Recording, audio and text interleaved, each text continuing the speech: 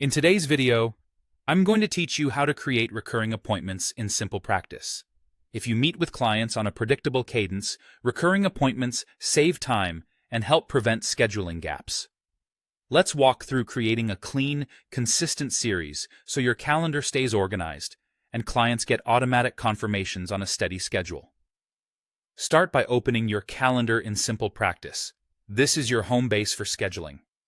To begin a new appointment, click the plus icon and choose Schedule Appointment. You can also simply click directly on an open time slot in your calendar to bring up the appointment form. Either path opens the same setup screen.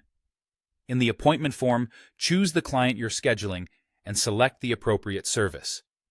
Services usually carry default durations, but you can adjust the start and end times here if needed. Next, pick the date and the exact start and end times for the very first meeting in the series. Pay attention to time zones if you work across regions, and leave a buffer if you like time between sessions. Then choose the location.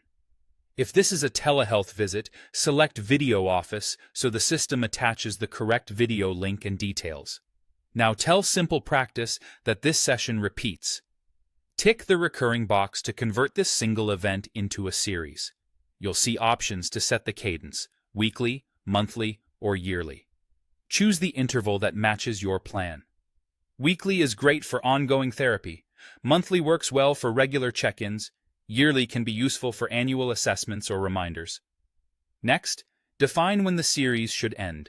You can set it to stop after a certain number of appointments, which is handy for time-limited treatment plans, or specify an end date if you already know the period you're covering. This creates a clear boundary so your calendar doesn't keep booking indefinitely. When everything looks right, click Save. SimplePractice will generate the entire series for you all at once, up to a limit of 100 events per series.